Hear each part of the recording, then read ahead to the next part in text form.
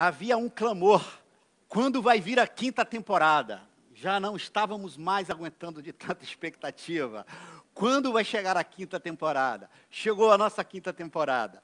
A gente está numa jornada onde a primeira temporada, e essa jornada é exatamente para a gente pensar aquilo ali, tornando-se o tipo de pessoa que Jesus é. Observe que a gente mudou o tempo verbal de foi para é, fazendo um testemunho da nossa fé, de que ele morreu, mas ressuscitou, vive e está em nós e através de nós, amém? E tornando-se o tipo de pessoa que Jesus é.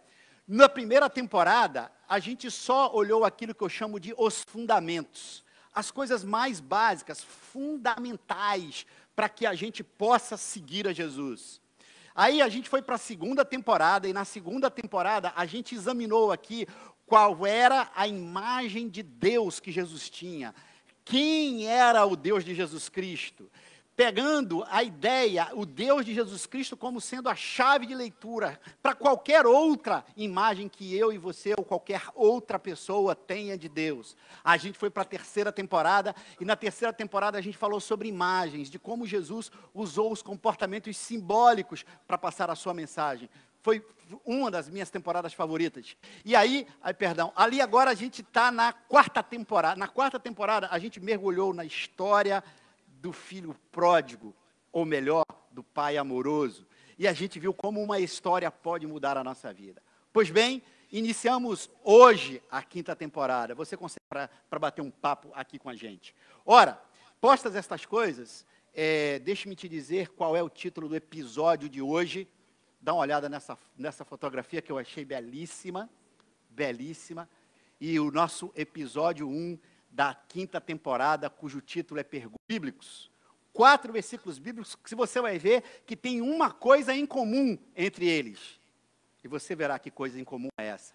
Primeiro texto bíblico, à medida que aparecer ali, por gentileza, eu queria que todos e todas pudéssemos ler juntos. Vamos lá? Conhecendo o pensamento deles, Jesus lhes perguntou. Mas, vamos juntos? Jesus não deu uma resposta direta, mas perguntou. Mais ainda, quando chegou às vilas de Cesareia de Filipe, Jesus perguntou aos discípulos. E esse que é, dos 4 que eu vou colocar aqui, o meu versículo favorito destes 4. Observe-se que nenhum deles eu estou dando contexto para você. Em que contexto Jesus fez essas perguntas? Porque a coisa mais interessante e que coincide nos versículos é o quê? Que Jesus, ao invés de falar de maneira direta, o que ele faz? Ele pergunta. Esse versículo aqui é o único que eu vou te dar o contexto. Jesus estava conversando, presta atenção, conversando com uma pessoa endemoniada. E vejam o que ele faz. E Jesus, diga-me o seu nome. Meus queridos e minhas queridas, a essa altura, de olhos abertos, não feche os teus olhos não, você pode colocar a mão sobre o teu coração, amém? Vamos fazer uma coisa? Eu creio do fundo da minha alma, de que quando Deus fala com a gente, Ele fala pela nossa mente, mas no fundo Ele captura a gente pelo nosso coração. E eu queria muito que Deus continuasse falando com a gente hoje, como Ele já tem falado. Amém? E eu uso a palavra continuar para ajudar a gente a mudar o modelo mental de reduzir a nossa experiência cultica a esse momento aqui. Deus já está falando com a gente, com coral, com luz. Amém? Jesus perguntou, diga-me o seu nome. Conhecendo o pensamento deles, Jesus lhes perguntou. Jesus não deu uma resposta direta, mas perguntou. Quando chegou às vilas de Cesareia de Filipos, Jesus perguntou aos seus discípulos. Antes do cronômetro, com 22 minutos, aparecer ali uma pequena pergunta rápida. Quantos de vocês aqui têm medo de voar? Não estou dizendo que tem pânico, que não chega nem a entrar, mas pelo menos tem medo. Quantos de vocês? Beleza? Poxa, pouca gente, pouca gente. Qual é o momento onde você tem mais medo quando entra no avião? Certamente eu não vou abrir para te dizer isso, mas um dos momentos que eu tenho, hoje não mais, mas que eu tenho quase certeza que a maioria de nós tem medo, é na hora da turbulência. É ali que o bicho pega. Jovens, eu e você somos pessoas que eu posso dizer que o ser humano, nós somos seres da rotina. Observa que na nossa vida, a nossa vida acontece debaixo de rotina. E se alguém me perguntasse, Eduardo, você poderia definir o que é rotina? Eu faria isso. Se alguém me perguntasse. Obrigado, Davi. O que é rotina? Rotina é a palavra que a gente dá para coisas que a gente faz de maneira repetida. Coisas que se repetem é rotina. Observa quanto da nossa vida é rotina. O que é que o velho Chico nos dizia? Todo dia ela acorda e faz tudo sempre igual. Me acorda. Rotina. Isso é rotina. Tudo aquilo que se repete é rotina. Para pensar um pouquinho. Quanto da sua vida, quanto da minha vida é rotina. Agora, rotina não é só a repetição de coisas. Tem algo dentro da rotina que é mais desafiador ainda. É querer fazer a mesma coisa sempre do mesmo jeito. Tudo aquilo que se repete é rotina. E querer sempre fazer a mesma coisa do mesmo jeito chama-se inflexibilidade.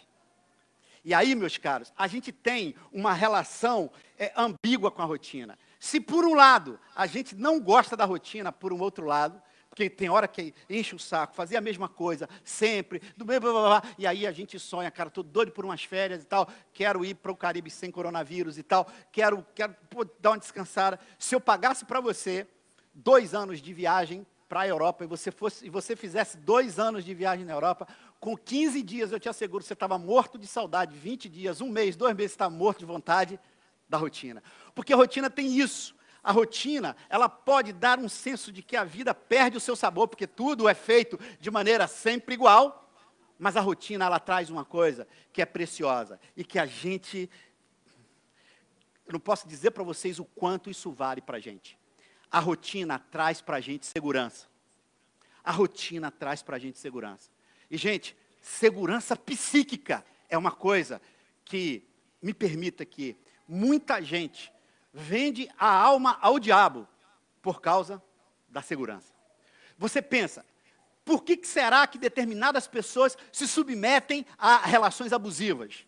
Hoje é Dia Internacional da Mulher. Quantas mulheres ao longo da história sofreram violência doméstica e não saem de casa? Uma das razões, sabe por quê? Porque o mundo fora da casa é um mundo que poderia lhe trazer insegurança. Mães, historicamente, falaram para suas filhas, ruim com ele. Por outras palavras, filha, mate os seus sonhos, anule-se, suicide-se emocionalmente, porque ele vai te dar segurança. Gente, segurança psíquica é algo que a gente valoriza demais. E a rotina traz isso para a gente.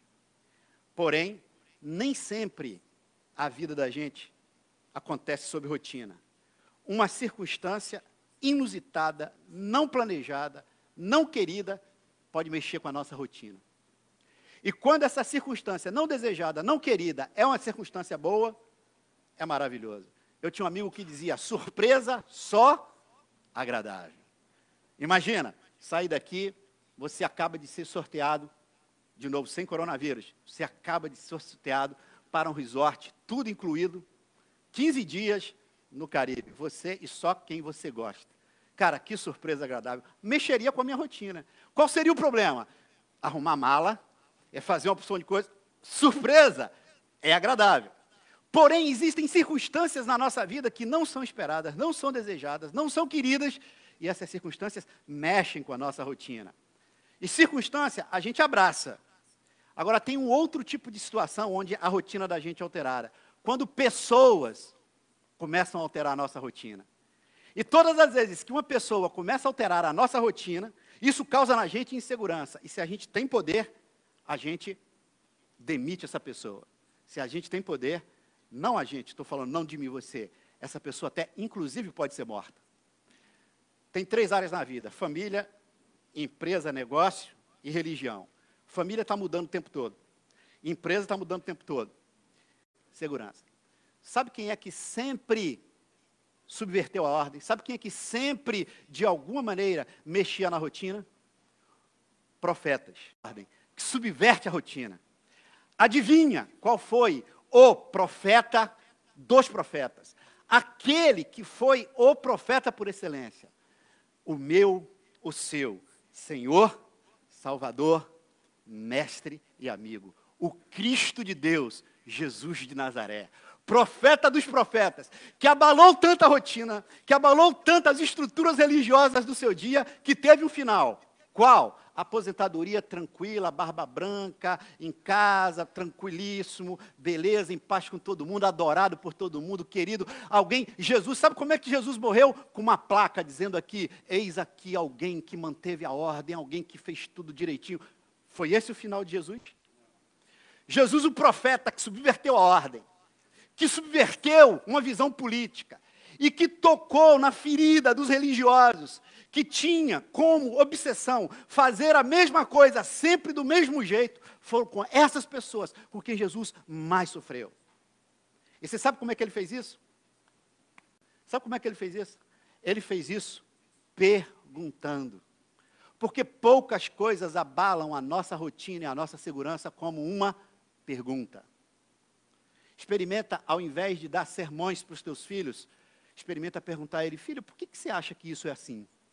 E você vai ver como lá do outro lado, o teu interlocutor vai ter que fazer um exercício muito forte de dar razões, de se explicar, e mais do que isso, como se verá daqui um pouco, mais do que isso, de se colocar. Meus caros, Jesus perguntou muito. E essa semana eu me dei o trabalho de olhar nos evangelhos, nas suas biografias, quantas vezes ele perguntou. E foram muitas vezes, em momentos muito chave, em momentos chave, ele foi lá e fez perguntas. Quando dele se esperava algo mais direto, ele foi lá e fez pergunta. Não que na mensagem de Jesus não tenha um conteúdo direto, não que não tenha uma mensagem, não que não tenha um sermão, não que Jesus não tenha ensinado diretamente. Ele ensinou, ele juntou as duas coisas, ele fez o discurso, ele fez a mensagem, ele foi, deu base direta, mas ele fez muitas perguntas, gente. E perguntas em momentos chave. Os mais experimentados e experimentadas aqui no texto bíblico já podem saber de memória aqui momentos quando ele foi fazendo perguntas. A gente leu 4 momentos. E eu penso um deles, esse momento, quando ele chega diante de si para um ser totalmente despessoalizado, possesso, sua identidade arrebentada, e ele simplesmente, antes de dizer sai em nome de Jesus, sai em meu nome, ele tem o cuidado de fazer a seguinte coisa. Qual é? O teu nome. Mesmo diante do ser que lhe opõe, que é o diabo por excelência, mesmo diante daquele ser que é o anticristo, Jesus vai lá e tem o cuidado de dizer, qual é o teu nome? Agora a grande pergunta é, não está combinado com Davi? Vocês estão sabendo que isso tudo é espontâneo, né? Que a gente não combinou nada, né? E aí, assim, se alguém me perguntar, Badu, por que Jesus perguntou tanto? Obrigado, Davi. Por que Jesus perguntou tanto? Qual é o título da nossa mensagem hoje? Deus é o Pai, Jesus é o Filho. Então a gente tem uma família, não tem? Num certo sentido. Jesus imitou seu Pai. Porque Deus, o Pai, também perguntou. Eu vou te dar 2 momentos onde Deus, o Pai, perguntou. Lá no livro de Gênesis, Deus cria homem e mulher, dá os nomes de Adão, e Adão dá o nome a Eva, e apenas lhes faz uma proibição. Deus pega e coloca uma árvore no meio do jardim, com uma maçã vermelha e preta, uma maçã rubro-negra, e diz a eles, não toque aqui, beleza? Ele vai, e meninas, a história botou na nossa cabeça que a culpa é de vocês, é mole, cara. É mole, deve estar fora da nossa mesa, graças a Deus. Ele vai e pega. E aí, diz o texto bíblico, que Deus os visitava na viração do dia. Sei lá o que é viração do dia, mas sei lá, bota lá, o horário não importa. Final da tarde, Deus fazia uma visita a eles. E quando eles sentiram que Deus estava chegando, Adão se esconde atrás da árvore. Atenção, atenção, atenção. É muita burrice do Adão, porque se eu tivesse lá, eu dizia assim, meu irmão, deixa eu te falar uma parada. Ninguém pode se esconder dos olhos daquele que tudo vê. É ilógico o que você está fazendo, porque toda tentativa de se esconder nem sempre é racional, ela é puramente emocional. Cara, tu está escondendo dos olhos daquele que pode te ver atrás da árvore. E Deus, ao invés de chegar, entrar na área e dizer assim, Adão, primeiro, eu sei que você pegou a maçã. Segundo, eu sei que você pecou contra mim. Terceiro, você está condenado. Quarto, sai daí de trás que eu já estou te vendo. O pai de Jesus não faz nada disso. O pai de Jesus entra e apenas faz o quê? Pergunta, Adão, onde você se apresentar e vai ter que contar a sua própria história, porque o discurso nem sempre me confronta com o que eu sou. A pergunta sim. A pergunta te chama, te tira daquele lugar, só que a pergunta causa insegurança psíquica, por isso que eu preciso do discurso. E aí, Deus vai lá e pinça ele atrás da árvore. E Adão, então, sai e vem com esse discurso horrível. Senhor, deixa eu te falar uma parada.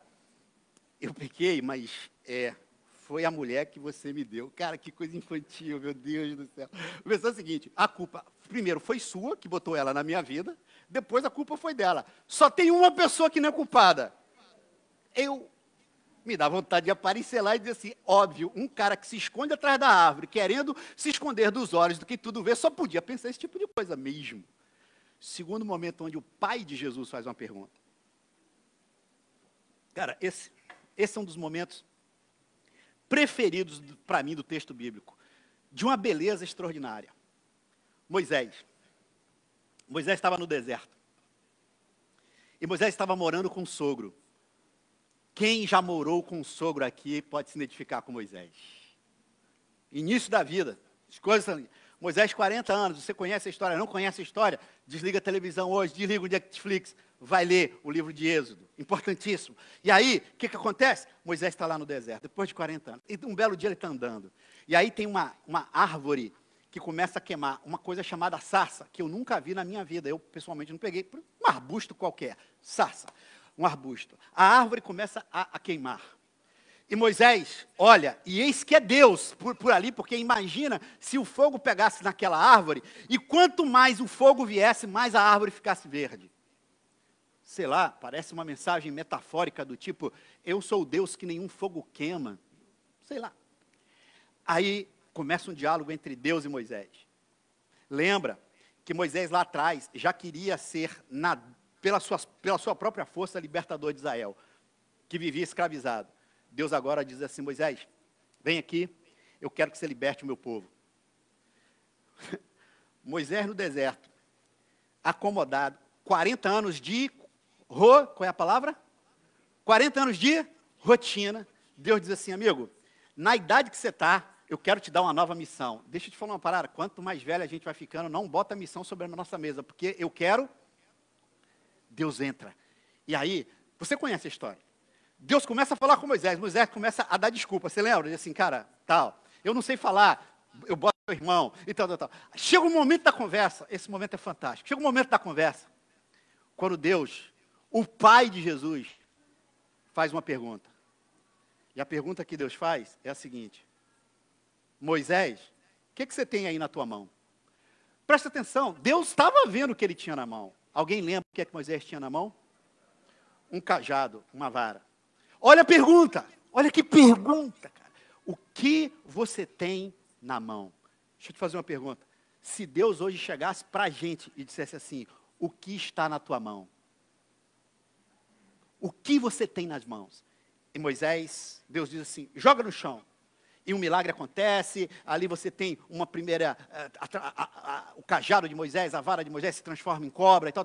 O resto da história você conhece. Agora faz uma coisa, se você for ler o livro de Êxodo, se você for ler os 4 primeiros livros da Bíblia, você vai ver que a maioria dos milagres que foram realizados na peregrinação do povo de Israel, todos ou quase todos estavam ligados àquela vara que Moisés tinha na mão. A vara que ele levanta para que o povo atravesse o Mar Vermelho. E tudo começa com uma pergunta. Portanto, quando Jesus pergunta, ele está imitando seu pai. Tal pai, tal filho. E queridos, se alguém me perguntar, aliás, já me foi feita a pergunta, mas afinal, por que Jesus e o pai dele perguntavam tanto? Eu vou te dizer por quê. Eu estava mediando um conflito conjugal há muitos anos atrás. Deve ter aí uns 25 anos atrás. O casal morava fora do país. Numa das minhas idas, eu tive a oportunidade de chegar dessas coisas miraculosas na hora da crise, bem na hora da crise. Da crise não, do colapso. Acontece que a mulher era minha amiga de muitos anos. E o marido havia se tornado meu amigo por causa do casamento. Quando eles chegaram e me chamaram e queriam me ouvir, mas ele um pouco mais reticente, sabe por quê? Porque naturalmente na cabeça dele eu ia tender para o lado da minha amiga. Ele sai de casa naquele dia, eu a escuto a tarde toda por 3 horas seguidas. Ao final, eu disse, filha, eu tenho que ouvir o seu marido. Ele volta, final da noite. Àquela altura, já sabia que eu já havia conversado com ela. Totalmente armado. A linguagem do corpo totalmente fechada, totalmente fechada. Ele entrou, eu fui à cozinha, falei com ela, agora é o meu momento com ele. E ele pressentiu que eu estava indo. E eu lembro como se fosse hoje, ele todo armado. Eu sentei, servi um café para ele. Não tinha Nespresso na época. Eu fingi que gostava de café, que eu só gosto de Nespresso. E, pela graça de Deus, por causa do pai de Jesus e do seu filho, que pergunta, eu fiz uma pergunta. Falei, cara, conta para mim, o que você está sentindo com tudo isso? Ele abriu a boca a chorar. Os dois se reconciliaram. E ele me deu um abraço. Ele disse, aquela pergunta foi fundamental. Porque com ela, você me mostrou que você não tinha lados. Sabe por que o pai e o filho perguntam tanto? Porque uma das maiores provas de amor que a gente possa dar a alguém é perguntar. É evidente que quem pergunta tem que estar pronto para ouvir qualquer coisa. Coisa boa, coisa média e coisa que não precisava ouvir. Mas a pergunta é, Jesus e o seu pai perguntaram tanto, porque ele ama, e eles nos amam de maneira incrivelmente abundante. Um dos momentos mais difíceis que a gente passa no mundo hoje é a ausência de diálogo. Eu tenho estudado isso muito. E eu tenho descoberto que a melhor maneira de dialogar com alguém, até onde o diálogo é possível, porque chega um momento que não há mais, nem o diálogo salva as relações. A pergunta amorosa, insistente, e com real vontade de ouvir e absorver o que o outro está dizendo. Isso é de uma beleza. Isso é de um amor incrível. Digo para você, pai e mãe desta e da outra geração, uma das coisas que a geração passada ficou nos devendo são relações onde a gente tenha o amor e a capacidade de perguntar, para que a gente estabeleça mais e mais e mais diálogos. ficam aqui 2 ou 3 perguntas do pai e do filho. Onde você está? O que você tem nas mãos? E como você está? Com a vantagem incrível de que quando Jesus pergunta isso, ele quer parar, sentar e nos ouvir. Último domingo, nós vamos fazer uma caminhada. Espero que todo mundo esteja aqui para a gente fazer isso. Marcar nossa presença neste quadrilátero. E eu queria só acrescentar uma coisa que o Davi esqueceu de dizer. A ideia é a gente orar por essa nossa vizinhança, simplesmente. Mas mais do que isso, como eu gostaria de bater em todas as portas, isso não é possível, e fazer uma pergunta. Como você está? O que você está sentindo? Conta para mim a tua história. Pois bem, meus queridos e queridas, o tema da nossa 5ª temporada é perguntas. E a partir do domingo que vem, a gente vai ver as perguntas-chave de Jesus. Cada domingo, uma pergunta. E eu posso lhes dizer que são perguntas cheias de amor, de vida e de edificação. Feche os teus olhos por um instante.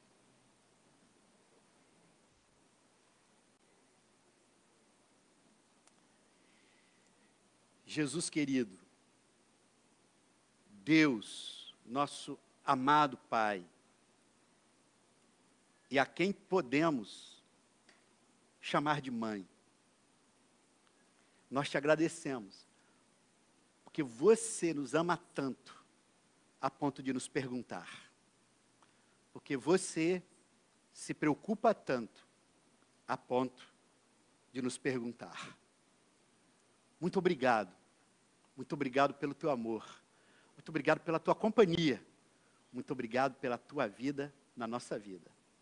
Reiteramos aqui, Jesus, que nós te amamos como Salvador, Senhor, Mestre e amigo. Amigo, querido, que senta conosco para ouvir a nossa história. Que seja assim, para a glória do teu nome, Deus querido, Jesus amado. Amém. Tal Pai, tal Filho.